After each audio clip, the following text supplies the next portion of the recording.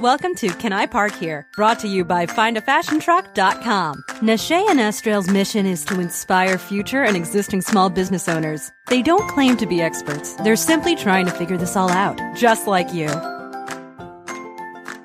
Hello, and welcome to another episode of the Can I Park Here podcast, brought to you by FindAFashionTruck.com.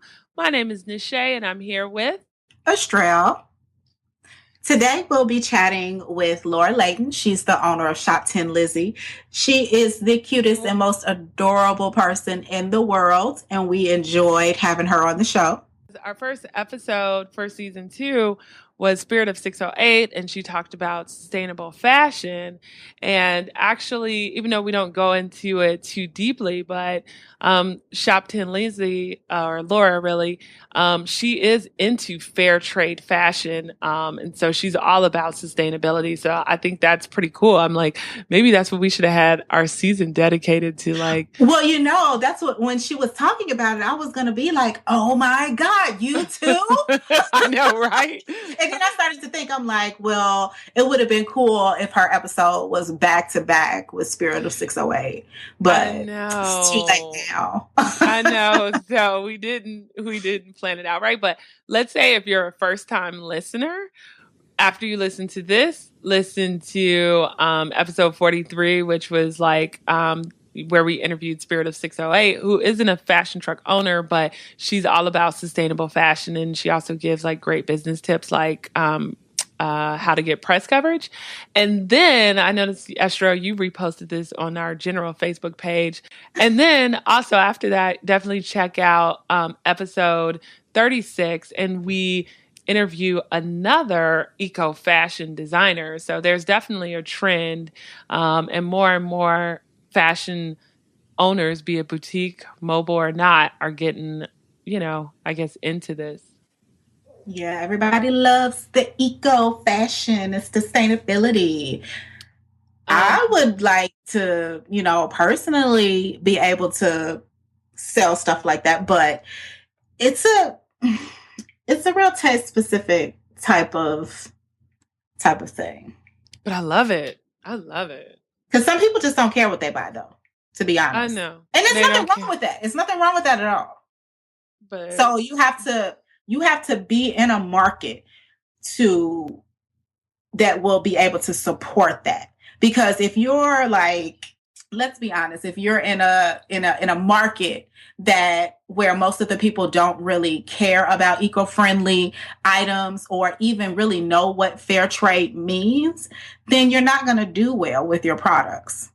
Yeah. I mean, but hopefully more people get on it, because if you have like 10 leather bags and 20 shoes and you only usually use them or wear them once, it's just like such a waste. And then if they're not made out of sustainable material or there's no benefit to the earth with them, I mean, we only have one earth. I don't have kids, but I think about if you do have kids, you want them to have a place, You should. And then you can buy, you can buy the I'll baby. be poor. I'd be in a poorhouse. I like to splurge on tech stuff too much. Online tech stuff, people, so I'm not polluting the earth. Oh, God. Okay. Moving on. Okay. And also, just to wrap up before we get to her, I love that we have her on, because she's been in business for 3 years. And I think it's good for all business owners, but in particular new or future business owners, to hear that, because, we have seen lately like a lot of fashion trucks like closing their doors. But we talk about it a little bit in here. It's part of the business. Even if you're in a brick and mortar, most don't even last the first year, let alone the second. It is what it is, so you can't go in there just like already feeling defeated. You have to know, like, you do your best, and sometimes your best will get you through it, and sometimes it won't, and you have to pivot. But she did her best and she made it through. So 3 years in, she's going strong. So it's just cool to hear about a very successful business owner that is doing this full time and that's been in business for a while. Hey, since you were at her event last month, can you maybe elaborate on what happened there or what type of event that she has? Because I forgot to ask her that. We didn't really talk about it that much.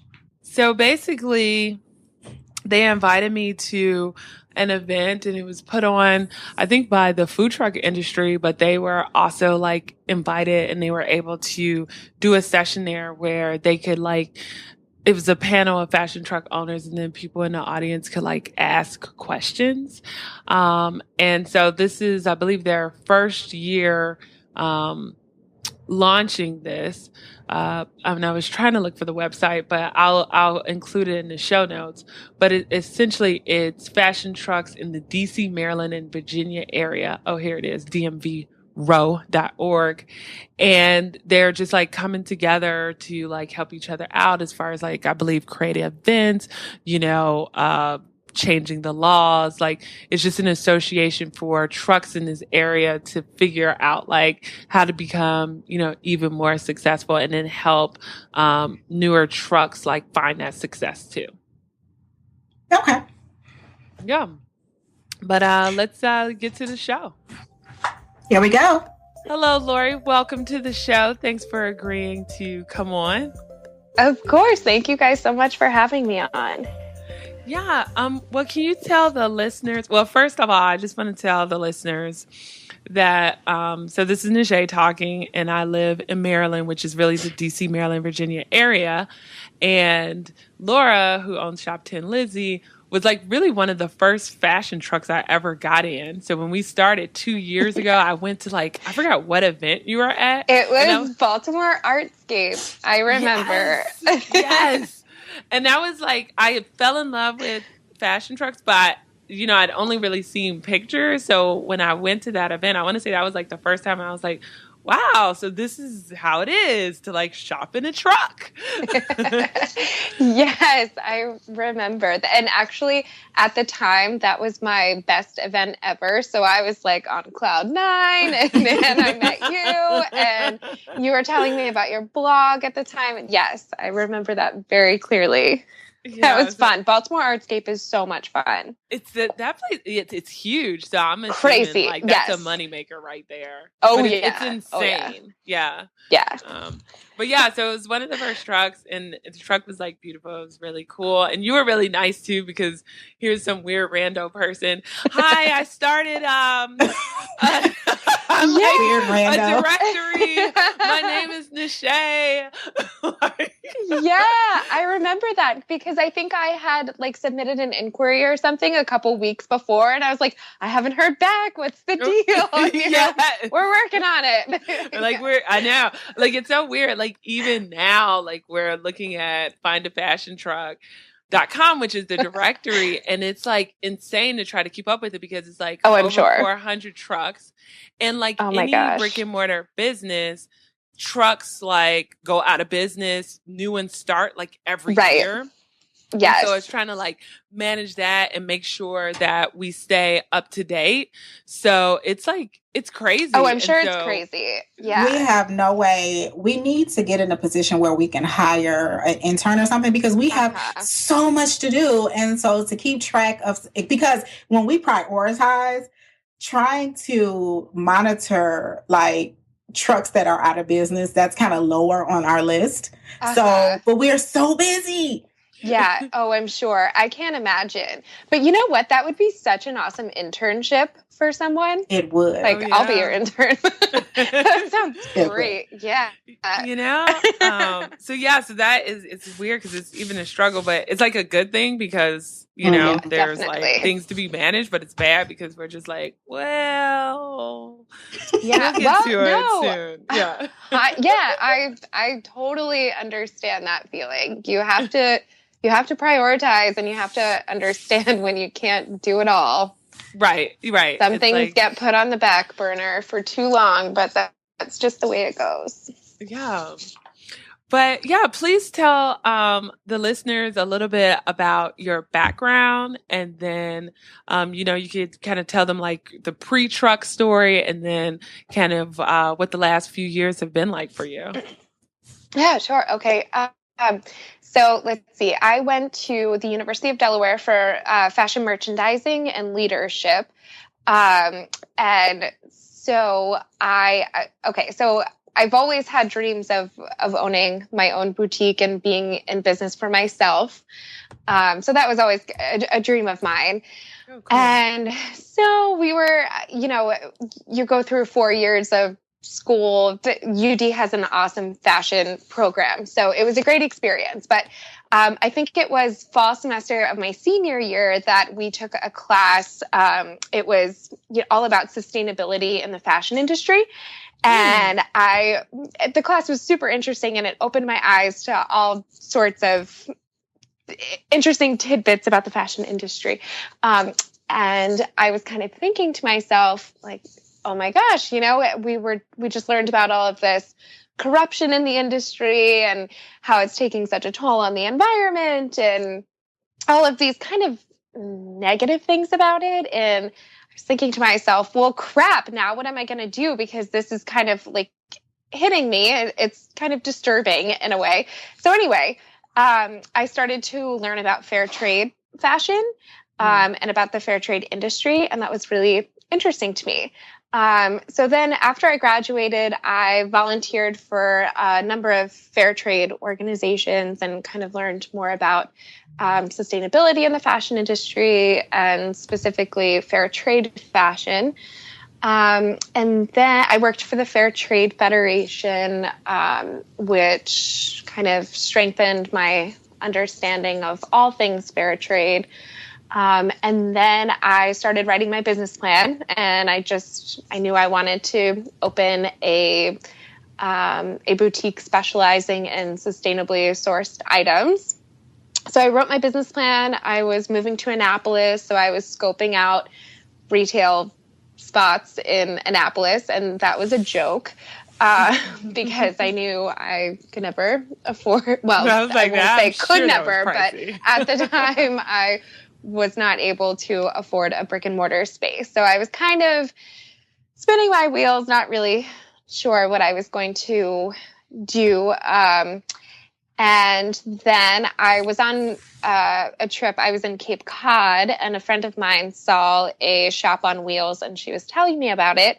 And so I started doing research, and I was just so intrigued by the whole mobile retail concept. I did a consultation with Stacy Steffi, who opened Lay Fashion Truck with her partner. Yeah, and I know you guys have interviewed her. So she's awesome. So I did a consulting session with her, and she just completely sold me on the concept. And so that was, it basically solved all of the problems that I had with my original business plan. I didn't want to sign a long-term lease. I ideally wanted to own my space, which was not even close to a possibility. At the time, I was also, I was fairly young and going into business for myself, for the first time. So I had all sorts of reservations. And the fact that mobile retail was more accessible to me just completely sold me. So that was, I guess, maybe in December of 2013. And then I bought my truck in January of the following year. And my boyfriend's a carpenter, so he renovated the inside of the truck for me. And I was on the road in spring of 2014. Wow. So a couple months. Yeah. Oh yeah. It happened really quickly. Once I got it into my head, I just couldn't stop. And so we did it. Now, do you do this? Let's do it. Now, do you do it full time, or do you have a full time? Oh, wow. Yeah, no, that's awesome. I do it full time. I work for another job about 10 hours a week, which helps me to take less money out of the business. It usually covers my rent for the month. But besides that, 1 day a week, I'm full-time. I try to have my truck on the road 5 days a week. And then I also have an online shop. Oh, okay. Yeah. So where did you end up getting your truck from? I bought my truck from a guy who calls himself the Step Van Man in... Really? Really. I swear. Yes, he calls himself the Step Van Man.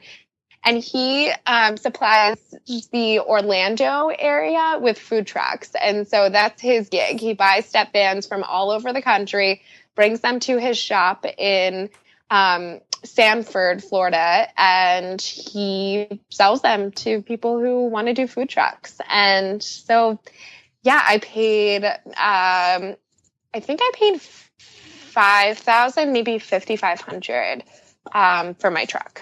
Okay. Yeah. Did you have to do a lot of work to it when you got it? I did about $1,000 of work, like mechanically, to the truck after we drove it back up to Maryland.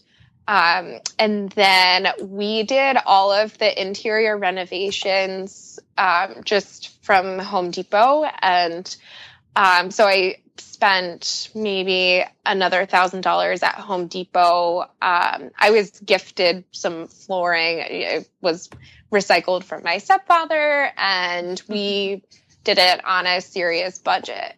Okay. Yeah. So were there any like special kind of items that you added to the truck? Did you do anything to trick it out, or is it just not really? standard? My truck is not tricked out. I am pretty standard. So you enter the back, which most step vans, you do that. But then also I can, like if I'm at a very well attended event, I can leave my side door open also to kind of get some traffic flow. But as far as like, I have seen some really awesome trucks lately. But my truck is pretty basic, you know, like just shelving. I've got 4 clothing racks, a dressing room, all sort of standard stuff, but nothing super fancy. I learned early on that everything in the truck breaks. Like as soon as you're in love with a certain display or, you know, it just breaks. Things break all the time. So at a certain point, I kind of stopped buying nice things and nice displays and things. And my truck is nice. I don't think anyone notices that I have cheap plastic displays. Nobody pays attention to. They just look at the clothes. They don't. Yeah. They're so excited to be shopping in a truck, and yeah, no one cares except for me. When something breaks, then I have to like get the vacuum out. Now, I know like a lot of people, you know, will ask us about like working full time versus like doing it as a part time. Like, were you able to work full time immediately, or did you like kind of keep a job that you already had and then slowly transition to making this like your main career? Yeah, so no, I went full force from the beginning because I moved to Annapolis when I launched my business. So, and I was already planning on moving to Annapolis. So I was like, okay, I either have to find a job or I am going to go for it and start my business. And when I need a job, I'll get a job. But so far, I have been able to make it work. Not that it's always easy. But that was kind of my thing. I just wanted to go full on into it and do it full time. Now being in the business, I honestly don't think I could do it as a hobby because it is a ton of work. And though the women who do it as a hobby, I'm not sure how they find that energy for it because it's a ton of work. Right. So if I had to get a full-time job, it would be heartbreaking, but I don't think I would, honestly, I don't think I'd want to do both. Yeah. I'm looking at your website. It's really nice. Did you do it yourself? Thanks. I use Shopify. Okay. Oh, yeah. Yeah, and I love Shopify. I don't have much of a background in like web design. It's kind of, it is what it is. It could always use improvements, but I like Shopify. It's easy to manage and it works. I see these cute little pictures, truck bucks.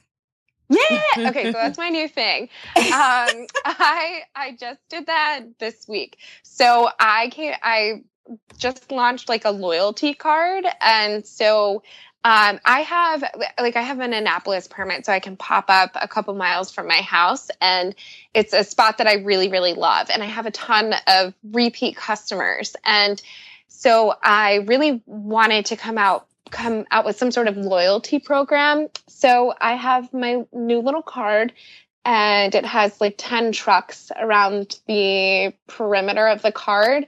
And so for every $20 spent, you get a punch. And then when your card is full, you can use it as a $20 gift certificate in the trunk. Oh, cool. Yeah, I'm excited. It'll keep people coming back. Right. Yeah. Well, that spot has been really great for me. And I just wanted something like, I don't know, a new little promotion. So. And then how did you, because I know another question that comes up is like, where do we find events? How do we, stay active? So were you like, is Annapolis pretty truck friendly? So for the most part, like finding a spot to go to every day and on weekends, fairly easy because they are, mobile retail friendly? Or did you have to like really work hard to try to find like different spots to park the truck? I work very hard to find spots to park my truck. And honestly, that is something that I spend so much time on, which I never thought I would spend as much time as I do on it. So I have a City of Annapolis permit, which allows me to park on a select number of streets outside of the historic district. So I have one particular spot that I really like to park in, but I do it during the week. And if I have an open weekend day, I'll park there, but I prefer to fill my weekdays up with that rather than weekends. On weekends, I really like to do events and larger markets. I travel all over the Baltimore, D.C. area, so I'm always looking for festivals and wherever I can park that will have more traffic than just parking on the side of the street. But having the option to park on the side of the street is awesome, and I love that. But it is always hard to get traffic there. Like it's a struggle. You really have to establish yourself there and be consistent, and festivals and events are just a lot more fun and more lucrative. And there's a ton of people there ready to shop. Right. Oh, yeah. Yeah. Have you ever gotten together with other trucks to do business? Yeah, I love to get together with other trucks. It's like a party. It is. It's a party. Everyone has something different. Customers love it. So it's a great experience from a shopper's point of view. It's fun to set up with other trucks. It's always, in my experience, it's always more successful when there are other trucks around. Yeah. And especially if you're all promoting together to your own customer bases, it's just a lot of fun. I would say that I do maybe like 5 per season. And then if I do an event if I'm like talking to an event coordinator and they mention that they'd like some other trucks, I have a group of people that I work very closely with, and I'll we pass event info around all the time. So, you mentioned like, of course, like, doing events, like events on the weekends, and you talked about like finding like certain areas in Annapolis to park. Do you ever do like home parties or like personal like events, like birthday events or things like that? Yes, I do. I do a handful of private parties a year. Most of them are kind of happy hour girls' nights events, which are always a lot of fun. Occasionally I'll do a birthday party or like a personal fundraiser for someone who's maybe raising money for a charity that's near and dear to their heart or for a race that they're doing or whatever. But yeah, private events are a lot of fun. There, I have a tab on my website dedicated to private parties, and I think that's how most people learn about them. And then I have a little flyer in the truck also that I give away. But yeah, private parties are great. They're usually pretty lucrative because people are there because you're there. They're there. They know that they're going to shop. They've most likely been on my website and kind of picked some things out already. So yeah, they're a lot of fun. I want to have like a birthday party with like 10 trucks in front of my house. That way I don't have to go anywhere. So I can have booze, food, and shop. Oh my gosh. Like a summertime, like a very so fun. Nice evening. 75 degrees, nice outside. I have this planned out in my head. Okay. Sign me up. I have a neighbor on the other side of my neighborhood, and she has it's not like a booze truck, but it's like these little tiki huts. It's like a traveling bar. And she does and she does a ton of like private events and weddings and things. She just goes and like plants her little tiki bar and has this mobile bar, which is amazing.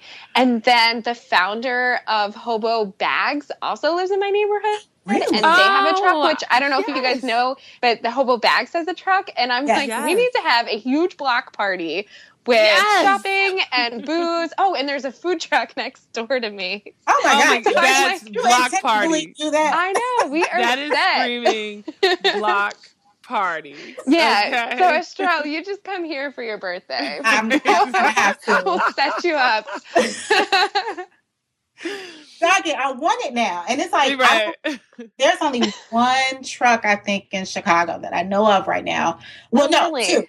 Two. Yeah. And I mean, it's not enough for like a party. Right. Because I need a truck. I need something of everything. Yeah, definitely. Come on, people in Chicago. Start a truck. Businesses. Come on. My birthday's in November. Be ready. Oh my goodness. Now, when it comes to marketing, like you mentioned, like, and I think this is important for the listeners to know too, like you have several avenues, right? Like you sell online, you sell at events, you sell like on certain areas of Annapolis. You also do private parties. Is there like a top two where you're like, most of your marketing and, your time goes to like really trying to, either get events or either sell online or, whatever it might be? Do you have like a top two that really generate like the most money? Yeah.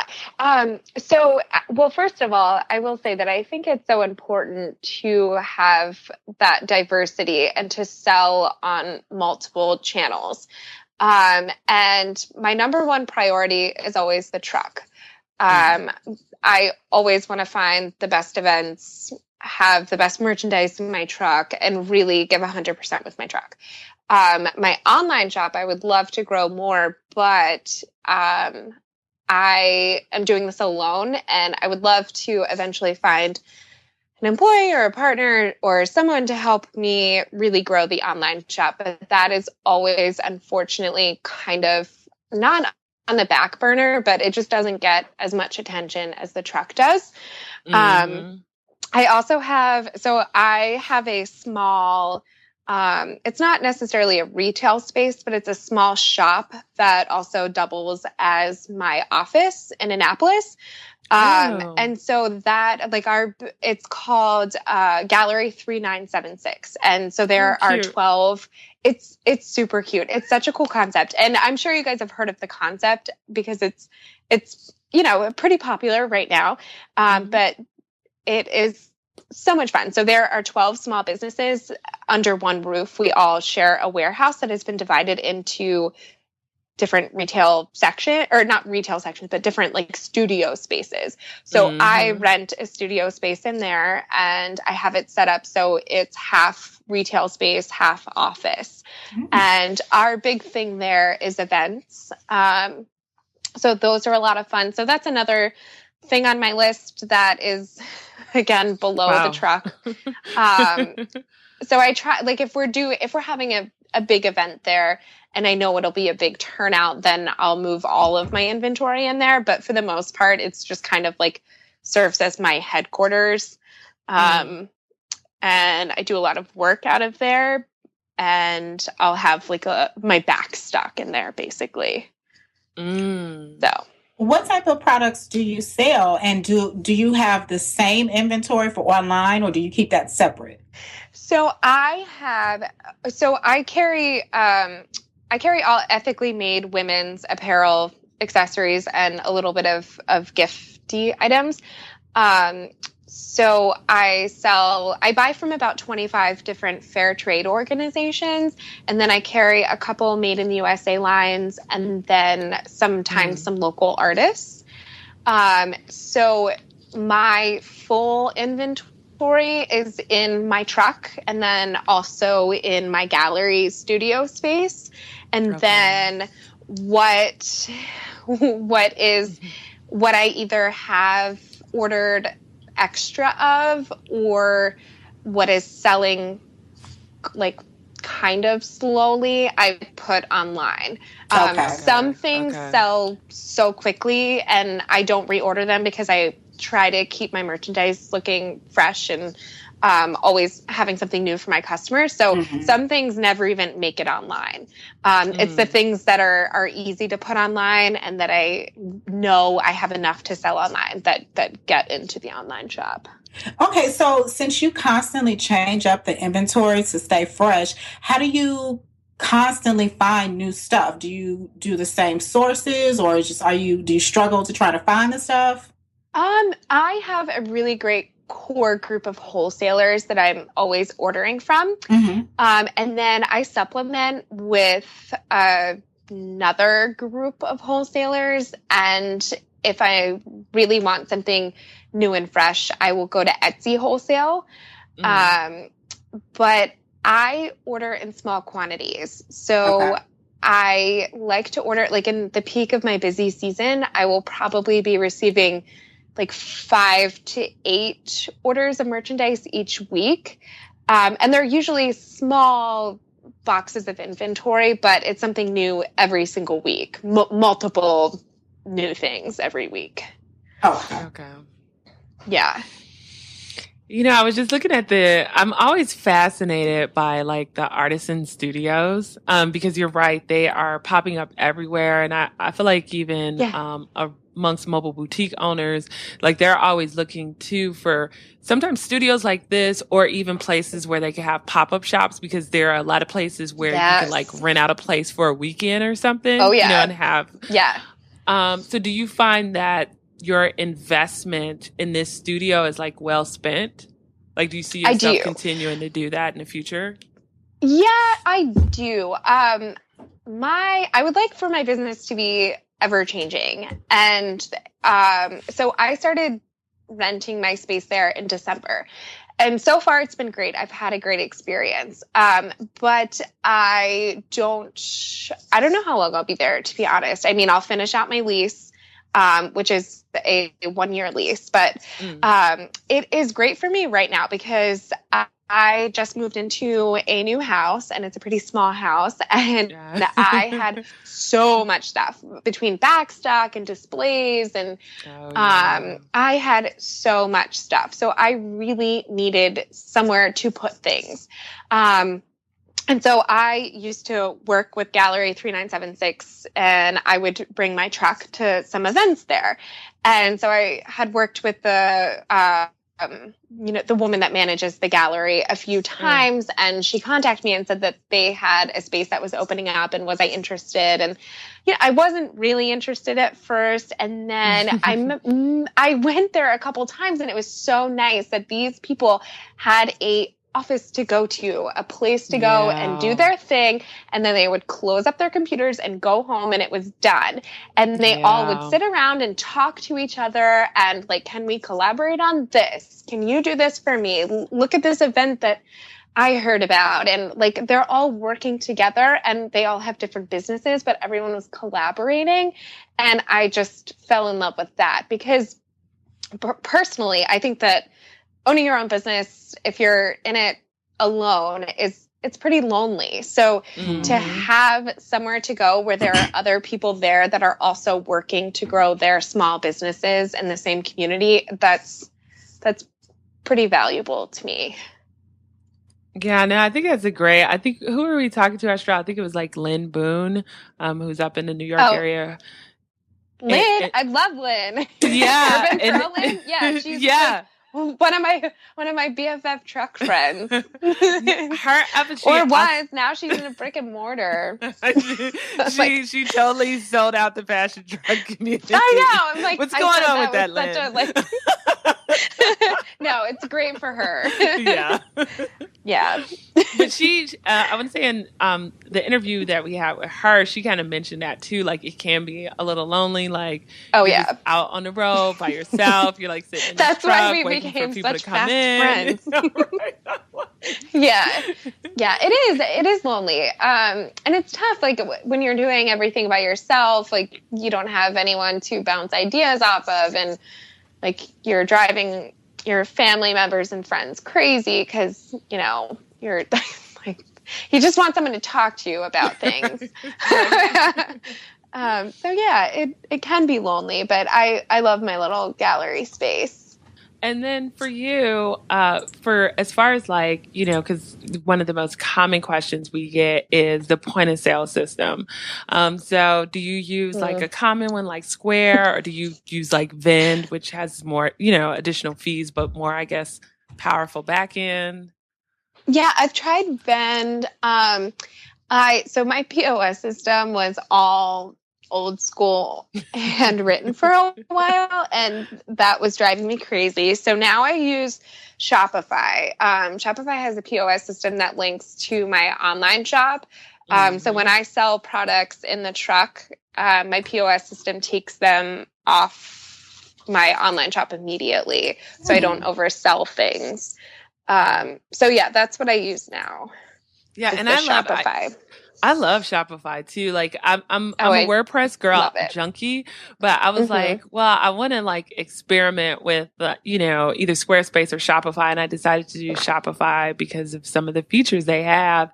And after using it at some of the festivals to sell things, I'm like, this is just like, everything is so seamless. It's so easy. Yeah. And they're so friendly too. Like, they're like, do you need any help?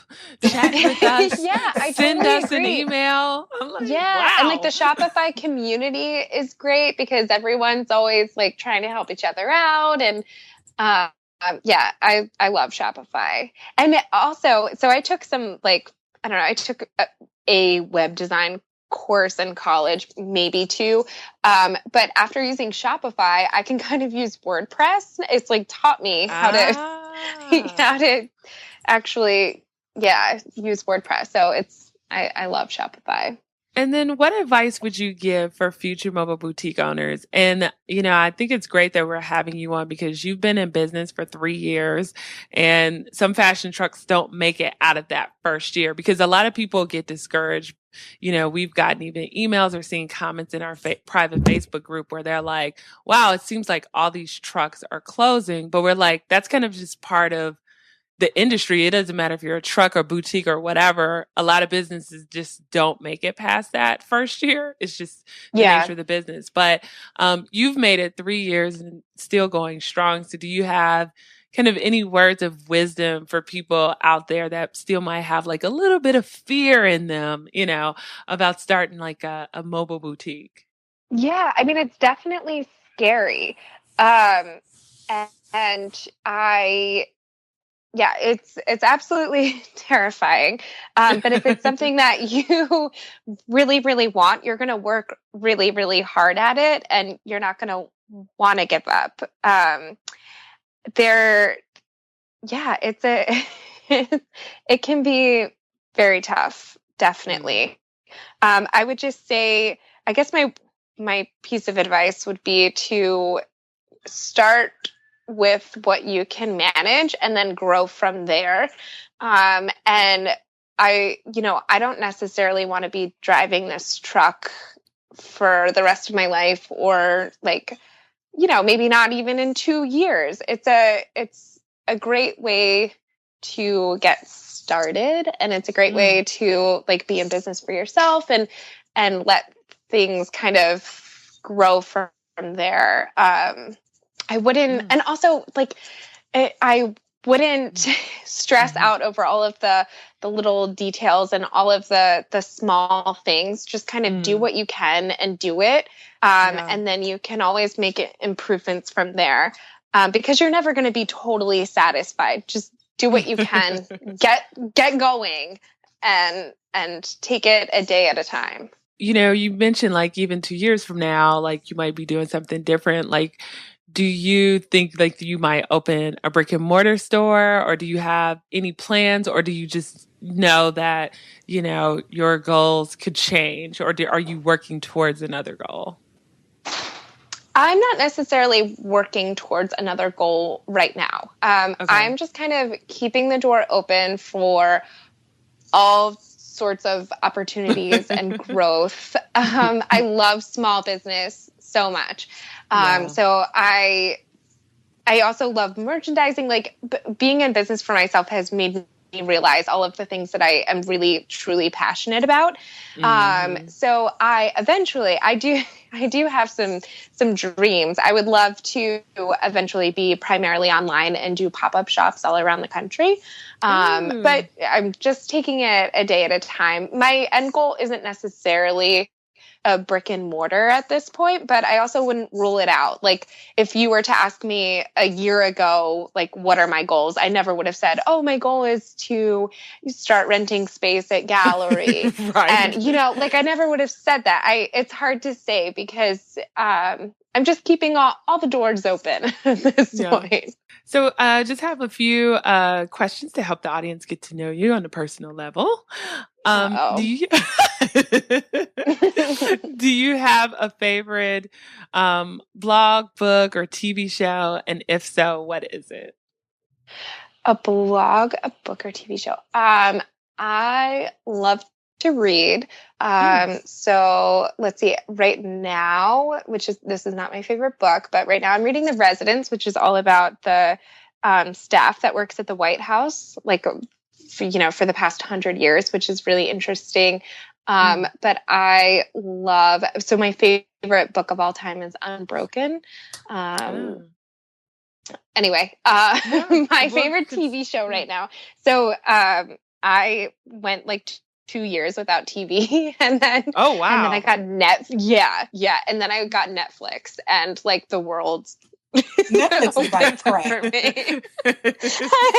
and I binge watched Orange is the New Black, and so anyway, that's my new favorite TV show, and probably the only relevant one I've watched.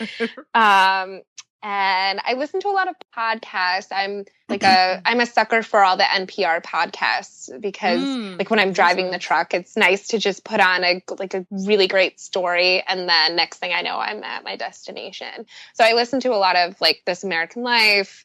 I like Snap Judgment, Serial, Radio Lab. So I love all of those. Wow. Cool. Well, we'll include everything you mentioned in the show notes. Oh, great. I'm sure everyone's heard of all of those podcasts. Well, it's weird. Like you never know. Ranked. You never know, But if you could have any celebrity, entertainer, model, athlete, or whoever visit your mobile boutique, who would it be? Oh my gosh.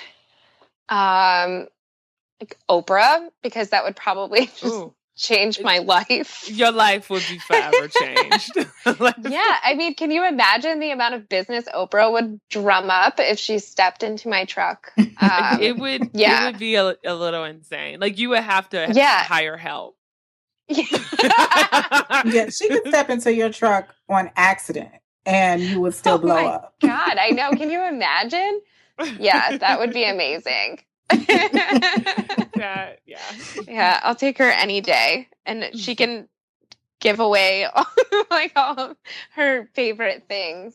Right. Hey, and she'll pay for it full price. Yep. Maybe. And what do you like to do in your free time just to wind down or de-stress? I've gotten a lot better about this lately. I feel like I was so focused on my business for a while. Like, it's kind of cheesy to say this, but like, I felt like my business was my baby and like I couldn't do anything else for a while. But lately I've gotten much better and I'm like getting back into my hobbies and things. I like to paint a lot. I like to read. I do a lot of yoga. My boyfriend is really, really into fishing. So I like to go and sit on the boat and read in like a lounge chair or something. Like, I just like to relax when I can. It's nice to kind of do nothing sometimes. And I like to camp. Oh, nice. Even though camping, the bugs, it's like it's nice, but just the bugs freak me out. Yeah, you know what? Well, bugs don't bother me that much, but mosquitoes, for some reason, mosquitoes don't like me. So bugs are never really a thing for me. So it makes it a little more bearable. Yeah. And then I forgot to ask you too, like, do you have any days off? Because you said you try to work about 5 days a week during the week, but then you do sometimes events on the weekend. So how many hours do you work a week? That would be really hard to say. I honestly don't really take any days off. But my schedule varies week to week. So like I might have a morning off. I might have an afternoon off. It's kind of rare that I take a full day off, but then I go like, I'll take a few days off this summer. I just went on vacation. Like I'll carve out chunks of time where I don't plan anything. But then when I'm like in it and working, I don't really have like a specific day off or anything. Unless it rains. Oh, wow. like Saturday, it looks like I'll have a day off. Oh, yeah, and like they're calling for snow. Yeah. Today I didn't take my truck out, but then I had a meeting in DC and then I was in gallery all morning. So like there are days where I'm not in the truck, but like a full day off from everything it's more rare. Wow, it's dedication. Well, so, I mean, it's fun though. Dedicated. Yeah, but it's what you love, right? But that's the thing. I guess it's like if you have a passion or a love for something, it doesn't feel like work, right? Absolutely. Yeah. And like it does feel like work, but it's not like the kind of work that you don't want to get out of bed for. Like I love it, and I just want to grow my business, and that's like there are some really tough days and tough weeks and like it is hard, but it's also really rewarding and it can be very fun. It is very fun. Right. Yes.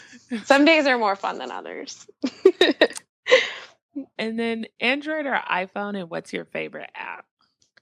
I have an iPhone. My favorite apps, sadly, probably my banking apps. I'm like always on my banking apps first thing in the morning, just checking everything. I'm kind of psychotic about that. And then, You know what? This isn't really, well, it's an app on my iPad. I don't think I can get it on my phone, but I love Canva, which I'm sure you guys have heard of. I am so into Canva because I tried for the longest time to learn Photoshop. I've taken Photoshop classes in college, and I think I took one in high school even, but it was just, it's beyond me, you know, and at a certain point I was like, you know what? I don't even want to learn this because it's just like too time consuming, and I just am frustrated. I don't want to learn it. And so I was thinking like, gosh, I wish there was just some sort of program that existed for people like me. And then boom, there was Canva. And it is my lifesaver. I love Canva. Now we'll include the link to the app in the show notes too, because I know a lot of people out there are probably the same as you, where they're like, Photoshop is a little too heavy duty, but you still need something really nice so you can like format your pictures for marketing purposes, so or just for anything. Yeah, I use it for so much, like my truck books. That was Canva. Ah, there we go. I use. What's that other one, Nashay, that you try to get me to use, but it's like I feel like an idiot when I try to do stuff? That was Canva. No, because it wasn't. Because you chose to use PicMonkey. No, it wasn't Canva. It was another one. Because what was it? It wasn't Afterlight. It was Oh, are you talking about like one that I know which one you're talking about that I love. ViscoCam. Yes, ViscoCam. Oh, I don't know what that is. I felt like an idiot, and I said, delete. Okay. Laura, it is not that hard. You should check it out because, like, it's a great one for your phone too. It's like Visco, VSCO. V as in Victor, SCO, and it's like it's great because they have better filters than Instagram, and you can kind of quickly like lighten up dark photos and add like other features. And then it's like once you get the look and style, you just go in there every time and usually use the same set, you know, and you can even copy and paste like certain sets you use. So it's like I use it all the time for Instagram, for all the Instagram accounts. Like, even it's weird when I sometimes even repost people's pictures. I'm like, let me just brighten it up a little bit, and I'll just like throw it in the Visco. That's like, so nice. It's downloading right now. I know. You know what? And I agree. It does sound like a lot of work. Sometimes I'm like, I just got to slap that photo up there, and I don't care. How you gonna edit somebody else's photo before you repost it? I'm a designer by trade. I can't help myself. Like, I can't help myself. I'm like, and I'm a ViscoCam junkie. So I'm like, I'll look at a photo and I'll be like, I think I could bring out like more blue in the sky, you know? Oh my gosh. Goodness gracious. It's kind of sad. Like, I'm not even gonna lie. This is what I have to deal with, everyone.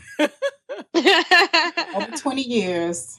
Wow, I know. It has been 20 years. It's kind of crazy. But I will let I know, isn't it? I know. I've known her since high school. So that's amazing. Yeah. Now I have to like do a podcast with her. You know, I'm like a saint.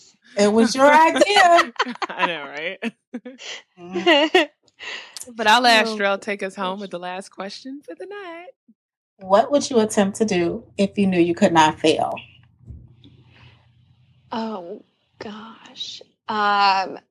Like in a business sense or anything, personal, business, doesn't matter. Yeah. Well, I guess I would just go big with a business thing. I would probably like, oh God, I don't know. Like, you know what I would do? I would design my own private label fashion line. That's what I would do. Nice. Yeah, because I'm dying to do that, and I make sketches every once in a while, and then I look at them a couple of days later. I'm like, oh God, I'm not professionally trained for this. But yeah, that's what I would do. I would do my own personal label, and I would find an artisan group somewhere to have my products made by. Yeah, that's what I do. Hey, go for it. Yeah, I know. Well, yeah, someday. We'll see. And then please tell the listeners where they could find you, your website, and any social media handles you'd like them to know about. Sure. My website is shoptinlizzy.com. It's TINLIZZY.com. My social media handles are all at shoptinlizzy. Sweet. Well, thank you so much for coming on to the show. Thank you guys. It was so we loved having fun. You. Well, it was great talking to Laura. I tell you, from the very first time I met her, she was like really nice, because let me tell you something. When you do just go up to random strangers, not everybody is nice. And not everybody was nice to me, Oh, I know. And, but she was like really sweet. Like, she's like, oh my God, like she said, she was like, oh, I've been trying to contact you guys. I'd love to be on your site. And, she took my card, and she was just like really bubbly and friendly. She had like a good vibe. Her truck is really nice. Like, it doesn't have like a whole bunch of crazy stuff. Like she said, she didn't go like all out, but she doesn't need to, because her products stand out, like they are the inside of the truck. And so you have like this beautiful, like kind of accessories. Cause I really remember like all the cool, like accessories and stuff and gift items she had. And then like a few clothing items, but they were so pretty. So it was like, that's really all she needed to carry the inside of the truck. So, it was good to talk to her a little bit more about her business. So we hope you guys enjoyed this episode. We have tons of good episodes lined up for you for season 2. So stay tuned. We surely won't disappoint you. But we would appreciate it if you guys would go to iTunes and leave us a review and a rating. That would be awesome sauce. And if you want to follow us on social media, our handle for Twitter and Instagram is at FFT_official_. And on Facebook, we are Find a Fashion Truck. Also, go ahead. No, I was just going to say just one quick thing about her episode that just to keep in mind, and this is if you're new or existing, her different avenues of earning income. Like, you have to diversify that, I think it was great of her to like do the studio, look for studios in your area, to use Shopify. It doesn't have to be Shopify, but something online, but Shopify is easy because it's easy to keep track of inventory, no matter if you're on the truck or not, just like different types of events, be it home parties, be it on the street, be it festivals. Like, she has all these different ways, and she's like making these connections and doing what she needs to do, even though, she has the things that she focuses on, that are her primary focus rather, but she still has these other things. So if something doesn't work out, she's not stuck. So I would just, as an exercise for you tonight, think of 4 or 5 ways to market your truck, or to put your truck out there, or to earn revenue. And if you'd like to share that with us, you can actually go to startafashiontruck.com and leave us a voice recorded message and just let us know what your ideas are. And we can play them on the next episode if you'd like. Just let us know if it's okay for us to share it. And we'd love to do so. We love to hear every idea you have. Yeah, so it's just startafashiontruck.com. I believe you could just do /podcast. Right. And right there, boom, we have like a little recorder. Leave us a message. Give the audience some ideas on how to earn money, and then we'll play it on air. Sometimes you do have some really good ideas. I know. All right, people. We won't let that get to our head. But anyway, we hope you enjoyed this episode. All right. And Patreon, don't forget, be a patron, man. Patreon, patreon.com/CanIParkHere. Donate to our cause, which is to bring more fashion trucks to your area. And be there for your listening pleasure. Exactly. All right. Bye. Thanks for parking here.